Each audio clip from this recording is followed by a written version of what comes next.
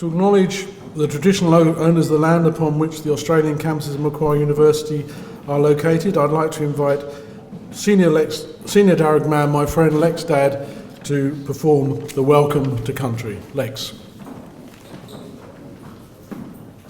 Thanks, John. Budgering, Ingani, everyone. Can everyone hear me? Is that all right? Yeah. Don't have to move the microphone. So, ladies and gentlemen, I pay respects to my elders, both past and present. I pay respects to Biari, the Sky Father, one of our words we have for God. And I pay respects to Wiari, Mother Earth. For without her, we don't have everything. Everything comes from Mother Earth, so we pay respects to her. Now, for those of you who have seen me before, I hope you're not getting tired of it, but I like to explain a welcome to country because a lot of people don't understand why we have a welcome to country. In Australia, we have over 400 different countries, Aboriginal countries, and land was respected, boundaries were respected. We don't own country, we belong to it. I'm a Darug man. Today we meet on the Watamatical country. It's clanal country, and there's 22 different clans under the Darug Nation. Up in the Blue Mountains where I live, if I went out of my country up there and went into Wiradjuri country, traditionally, I would light a fire and send up smoke and wait to be approached by a traditional custodian. They would come and ask me my business. Now, a lot of people hear the term walkabout. We just didn't aimlessly walk all over country. We went and gathered more stories and shared information with each other. And that could be one of the purposes that I could be going to someone else's country. I would have bits of stories, part of my growing after I become an initiated man. I can't speak for the women. And I would gather more stories to bring back to our people and share. And after the welcome to country, they would give me a smoking ceremony to make sure I wasn't bringing any bad spirits or anything like that into their country, and make sure I was humble, respectful, and they would welcome me into country, and normally there would be a celebration. And tonight, as I look around all this beautiful artwork, I see a similar journey with our people. I see a lot of connections to country, and I see that no one's been left out. There's different artwork right across the broad spectrum, and I don't understand artwork like beautiful Rhonda and Leonard. But I'd like to share, I've got time to share a little story with you guys. It's about looking after one another. A long, long time ago, back in the Nurumpa, which is the dreaming, the birds decided to have a party. And there was no one more excited to have a party than Mr. Bat. You know Mr. Bat? He's the perfect party animal. He stays up all night. So on the day of the party, he got dressed up in his bestest party clothes. He put a bit of gum sap in his hair. That was the old-fashioned version of gel, okay? Looked at his reflection in the lake. Yep, I'm looking pretty smooth. And he goes down to the bird party. But there was a security guard on the door. It was Mr. Eagle. He puts out his wing and he goes, "Hang on, Bat, where do you think you're going?" And Bat goes, "Oh, I'm going to the party." And Eagle goes, "It's the bird party, Bat." He goes, "Yeah, I'm a bird. I got wings. Definitely a bird." Eagle goes, "No, you're a weird looking animal. You got fur, you got teeth. Go away. You're not welcome here." Mr. Bat was just beside himself. There was no Dr. Phil back in those days. He flew up into a tree and he cried and he cried and he made that branch all slippery with his tears and he slipped upside down. He just hung there. But it wasn't long afterwards, he heard a whisper in the wind. The animals were having a party. He goes, "Oh, yippee, my time to shine." Same thing, got dressed up in his bestest party clothes, put some gum sap in his hair, cruised down to the animal party. Guess who was security guard this time? One of John's mates, Mr. Wombat. Puts his arm out and he says, "Hang on, Bat, where do you think you're going?" Bat was a little bit shy this time. He goes, "Oh, I'm going to the party." Mr. Wombat says, "This is an animal party, Bat." He goes, "Yeah, I'm an animal. I got fur, I got teeth. I'm definitely an animal." He says, "Nah." He says, "You're a weird looking bird. Go away. You're not welcome here." So Mr. Bat flies up into that tree. He cries again, makes that branch all slippery, and he slips upside down. He just hangs there. Now all the other bats seen this, and they come down and they had a bit of a chat to him. They had a bit of a meeting, and they decided to hold a party themselves. And you know who they invited? Everyone. They invited all the animals, and all the birds, because Mr. Bat told them what it was like to be left out. Now, why I tell this story is because this is how I feel about Macquarie University. They don't leave anyone out. I'm very uneducated. I didn't even pass year 8 at high school, didn't go to university, and I'm very fortunate enough for Macquarie University to embrace our people and share our stories and treat me as one of their own, and I feel like I'm family when I come here. And just over yonder, up from the lake, we're having a learning circle built with all our sandstone from country. We're putting a beautiful story in there, and we're having one of the very few places in Sydney from our traditional owners, a place that we can sort of call our own, but share it with the wider community and learn from the history and the richness of our ancient land that we live on. And I think that's very important. So I applaud Macquarie University and all their staff, because they're like family and they don't leave anyone out. They're very inclusive. So without further ado, I'd like to say Warami Miriga, Darag Nura. Welcome, friends, to Darug country. Didgeridoo, thank you.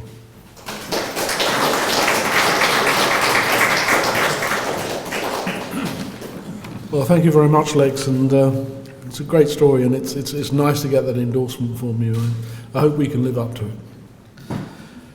Well, this exhibition is slightly different, perhaps, from the exhibitions we've had in this space before. Many of you have been to these things before, in that what we're trying to do here is, as part of the university's 50th anniversary Jubilee year this year, is put together a show which displays what, in our opinion, are the 50 best artworks in the university's collection. And there's a mixture here of works which are of, I think, national and international importance. And there are also works which are of specific interest to Macquarie University. So we're also showing things like, behind that wall back there, there's a Pro Harp painting of the quad at Macquarie University circa 1970. And we're showing that because it's a very specific, special painting for Macquarie University. If you're wondering why there isn't a catalogue for this show, that's because Rhonda and Leonard and I are currently editing a book called 50 Years of Australian Art at Macquarie University, and that will essentially be the catalogue of this university, but it won't appear, of this exhibition, but it won't appear until much later this year. I'm going to indulge myself in one thing, that to say, if you're going to look at any work of art in this collection, just over in the corner back there's a work of art by a man called Yirawala. And I suppose if you wanted to understand the deep history of Australia and to see a work which is, if you like, by the Australia's, what is currently in Canberra called one of Australia's true old masters, you should look at that work by Yirawala. And I actually didn't know we had a Yirawala in the university's collection. And we're so privileged to have that painting in this room. Please do spend some time just contemplating it. There are some thanks, as always, to the Art Gallery installation team, the photographers, our interns, Alex and Lizzie, and also the IT media and marketing team for their tireless work in presenting such a dynamic picture of what we do here in this gallery. But to officially open the show, I'd like to invite our Vice-Chancellor, Professor Bruce Doughton, to say a few words. Prior to joining Macquarie in 2012, Bruce served as a senior medical executive, having held a range of positions in university healthcare and consulting organisations. He was the Dean of the University of New South Wales Medical School from 1998 to 2005, and prior to that held several positions at Washington University School of Medicine in St. Louis, US. He was Director of the Division of Medical Genetics at St. Louis Children's Hospital, leading a revitalisation of the clinical, research and education dimensions of the division. Professor Doughton holds medical degrees and a research doctorate in cell biology from Sydney and is trained as a clinical geneticist. So please join me in welcoming our Vice-Chancellor, Professor Bruce Doughton. John, thank you, and welcome to you one and all. I'm delighted to be here this evening to officially open this extraordinary and I pause on that word extraordinary because it is, in my view, different from extraordinary. It does set apart the ordinary into a different space, and in this privileged space on the campus of Macquarie University, we do have the privilege tonight of seeing these extraordinary pieces of work from our collection in this wonderful space in our Jubilee year. The works that you see before you, as John mentioned, are of varying significance throughout Australia and internationally, and come from the 1930s onwards to more recently. As he also mentioned, this is indeed our Jubilee year, and one when we are pausing to recapture, I hope, some of the wonderful creation mythology that is about Macquarie University. A university founded in this now fabulously cosmopolitan city of Sydney to be a different university, to be different than either the University of Sydney or the University of New South Wales, and so many aspects of the life of this university today, which we are emphasising in this our Jubilee year, I hope are recapturing that sense of difference and distinction. And I think what we see tonight is an example of this, not only in terms of the individual pieces, but the wonderful work of curation of this exhibition and the presentation of it for our enjoyment by Leonard, Rhonda, Kate and their team, who have put a wonderful exhibition together for us. University art collections, I think you would probably be unsurprised to know, are often undervalued and overlooked in modern society. We are indeed places of learning, education, discovery, science, reflection, and so many parts of what a university is all about. And often the arts, I think, are seen as, in some ways, a secondary aspect of that, or something which in some institutions doesn't really fit in. And I would like to suggest to you that in this university recapturing our history yet living in a very modern and vibrant way, nothing could be farther from the truth than that the bringing the arts into the forefront of our life in this university is a very important part of who we are. Reflecting for a moment on words of Antonio Damasio, a world-leading neuropsychologist from the University of Southern California, who said, and I quote, "We are not thinking machines that feel, rather we are feeling machines that think." I urge you to think on that, because if universities are to instill curiosity in our scientific colleagues, students, bedside manners, for heaven's sake, in members of my profession, creativity in accountants, and you could go on and on, we do indeed have an awesome responsibility to round out the lives of those who touch the university in their wander through life as students and staff members. And what more, in some ways more than any other field, the arts help us to look at ourselves as individuals and as a community in very new ways, and we should be proud of that. Custodianship of a unique and significant collection of works of art is just another way we at this university can contribute to the good of greater society. University art and museum collections, and we have multiple museum collections within the university, too many of which are locked away behind doors that the community cannot gain access to, and we are hoping to evolve a plan. In fact, the plan is laid to try to remediate that situation along with this space. They indeed contain some of the world's most creative and important historic artefacts and pieces of art. And we hold them not only for our own academic and scholarly pursuits and for our own enjoyment, but truly as trustees for society of these remarkable objects. Of course, we can't do this without a tremendous amount of support from a whole number of folks. The support of donors particularly, who champion the cause and causes that are dear to their hearts, in contributing to a collection just like this.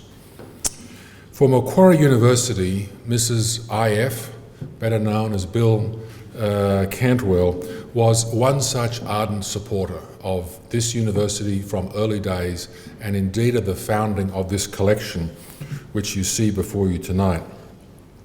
A report to the Macquarie University Council in 1968 records the first donation of 4 paintings to the university by Mrs. Cantwell, and those works by the artist and teacher Orban remain as vibrant as the first day that they entered the university's collection. In 1973, the university committed the princely sum of $2,000 towards the purchase of works specifically for Macquarie Theatre Foyer. Wally Abraham, an icon of this university, the university architect, and I am pleased to report to you in a sidebar comment that the redesign of the master plan of the university campus, which has now been signed off in recent months by the Council of the University, stays true to the vision that Wally Abraham had for the system of assigning space utilisation in the campus of Macquarie University. Wally Abraham's first architect and planner was quite instrumental also in the process of acquisition of art to the university, and acquired a number of important pieces at very respectable prices while building relationships outside the university that encouraged the founding of a tradition of stewardship and donation of artworks to this remarkable collection. The principles of supporting living Australian artists using latest ideas lay at the heart of the early development of the art collection. Writing in 1971, way back shortly after the founding of the university, Wally Abraham described his approach to one of my predecessor as Vice-Chancellor, Professor Edwin Webb, and Wally Abraham wrote, "It became clear that the university has a choice of purchasing one work by an artist of some considerable repute, or perhaps finding 2 suitable works from younger artists who have yet to make their mark. I also sought to consider the appropriateness of paintings which I assessed in the course of my search to the wide range of responses from staff, students and visitors, under whose notice they would come, and to appreciate that the selection would be taking a further step in establishing a firm basis for a university collection of artworks." And that, I think, is a remarkable insight back in 1971 to set a trajectory of a collection which has grown over time. He laid a foundation of introducing professional art museum practice into a fledgling university environment which was highly innovative for its time. We owe Wally Abraham a great debt of gratitude on many fronts for this university. In 1990, as a bequest to the university, Bill Cantwell left us 21 paintings from her estate, including a number of significant works, such as Sidney Nolan's Escape, which I can share with you is on permanent display in my own office suite, which I'm delighted. I'm truly delighted. And what an extraordinary privilege to be the Vice-Chancellor of a university that can claim to have a Sidney Nolan of such importance in their own office suite. But we also have Russell Drysdale's Study for Joe and a unique early self-portrait by William Dobell. Some of these are on display today alongside works by David Rankin, Alan Leach-Jones, Carol Jerems, David Humphreys and John Rhodes. In 1991, an exhibition was staged at the University Library, and I'm delighted that our librarian is here tonight, University Librarian, as a tribute to Mrs. Cantwell's great legacy to the university. And the opening address with which I will close revealed that she really understood what this early university was all about. The prospect of a new university that would arise out of the farmland that was Marsfield in 1965 was something that fired her imagination, and she saw a great future for the institution. In every way she possibly could, she supported Macquarie University, which I think is a wonderful, brief, but very poignant tribute to a great Australian who helped us establish the founding of a terrific art collection, which it is an extraordinary privilege for Macquarie University to claim as home to, and it is an even greater privilege for me to be able to welcome you tonight to share this legacy of the university in our 50th year and to declare the exhibition open. John, thank you so much.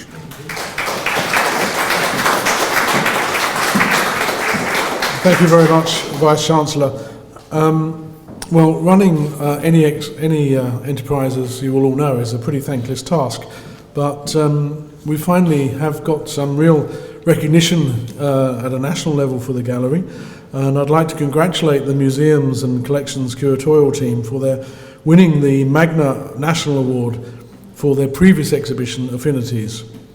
7 museums, 50 objects.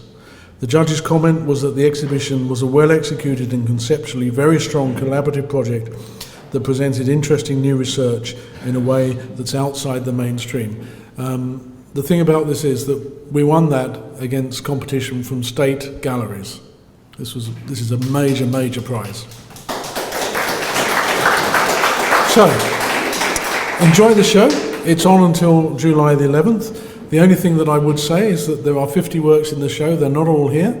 Some of them are on the screen outside, and the very large Arthur Boyd, which was on your invitation, is displayed at the entrance level of the library. So please feel free either now or at some other time to go and enjoy that too. Welcome to the exhibition.